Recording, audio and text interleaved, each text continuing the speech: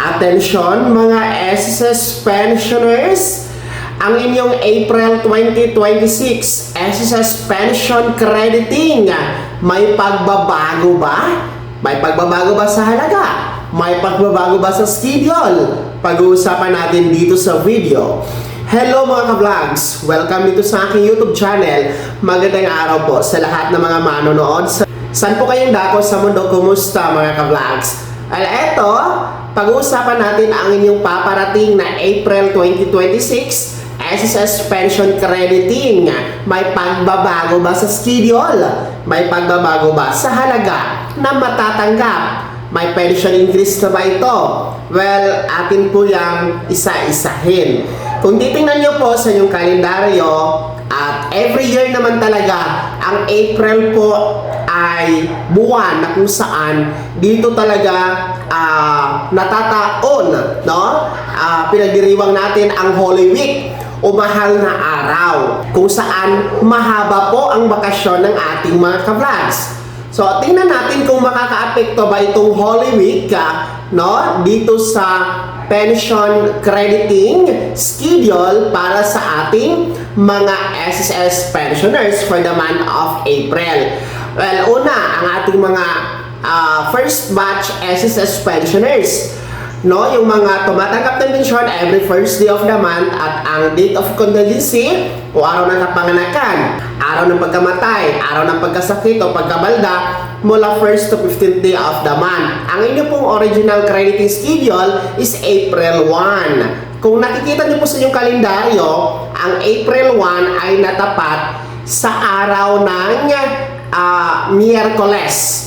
So, kung makikita nyo dyan mga ka-vlogs, no, ang Holy Week kasi is magsisimula is April 2, no? So, ibig sabihin, ang April 1 is bispiras po ito ng mahal na araw, no? And then, kung inyo pong natatandaan, every year, no, basta bispiras po ng mahal na araw, ay ang Malacanang Palace po ay nagdi-declare ng proclamation na holiday or half day holiday ang bispiras ng mahal na araw.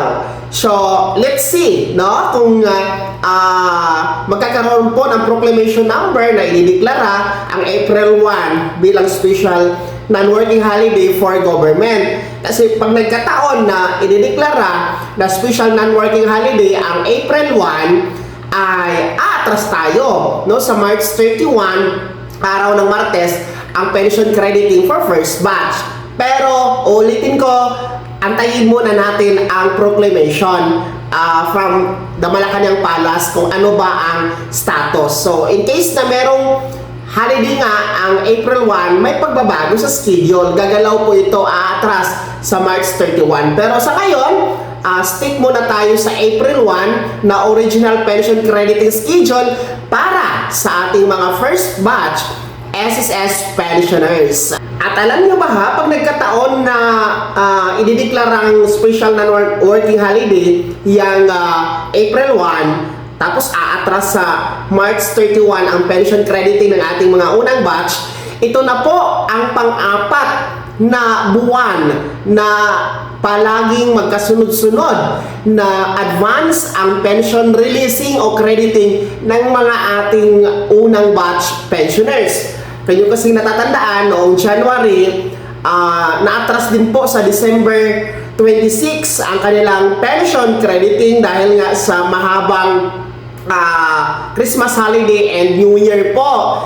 Tapos yung February 1 ay natapat din po yon sa weekend kaya naatras. Then March 1 natapat din po sa weekend kaya naatras. So kung sakali man na magiging holiday ang April 1 ay pang-apat na buwan na ito na laging advance ang pension crediting ng ating mga first batch. So yan ang ating aantayin kung meron pong proclamation from the Malacanang Palace na magdideklara ng holiday, no, sa April 1 mga ka-vlogs. Pangalawa po, ang ating mga second batch SSS pensioners, yung mga tumatanggap po ng pension every 16th day of the month. At may date of contingency o araw ng kapanganakan, araw ng pagkamatay, pagkasakit o pagkabalda mula 16th the last day of the month. Ang inyo pong pension crediting schedule ay April 16. So, original po yan na petsa. Kung nakikita nyo sa yung kalendaryo, yan po ay natapat sa araw ng Huwebes. Hindi naman po yan pula. So, ibig sabihin, hindi po holiday. At hindi din po natapat sa weekend. Kaya, walang pagbabago sa schedule ng ating mga second batch SSS pensioners. Mananatili po sa April 16, araw ng Huwebes. So, ito kasi ating mga second batch. Bibihira lang kasi ito silang matamaan sa weekend o holiday, no? Yung kanilang petsa na every 16th day of the month. Kaya hindi sila nagkakaroon talaga ng advance pension crediting, no? Bihirang-bihira lang. So ulitin ko ha, mga second batch, April 16, original pension crediting schedule po yan ng inyong pension for April. So dito tayo sa pangalawang katanungan, kung may pagbabago ba sa halaga na inyong matatanggap. No? May pension increase ba na magaganap? Well, wala po tayong pagbabago sa halaga ng inyong pension na matatanggap ngayong buwan ng Abril.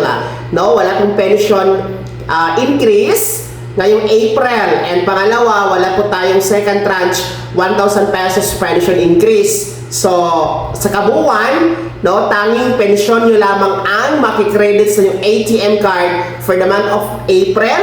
Ulitin ko, walang pagbabago sa halaga, walang pension increase, tanging pensyon nyo lamang, mga ka-vlog. So, ulitin ko ha, ang ating pong April pension releasing schedule o crediting schedule, tentative po para sa first batch ang April 1 kasi mag-aantay tayo baka ideklara ng Malacanang Palace na special non-working holiday yan dahil nga po bispiras ng mahal na araw.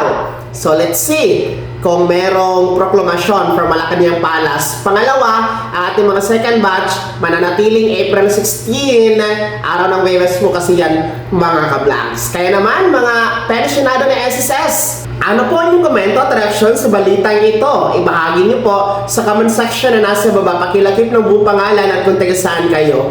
Kung bago ka pa lang sa aking channel o di kaya di ka pa nakasubscribe, i-click niyo muna ang subscribe button na nasa baba. Huwag kalimutan na pindutin ang notification bell, ilagay sa all para una ka sa mga balitang i-upload ko. Maraming salamat po. God bless. Mag-ingat mga ka-vlogs.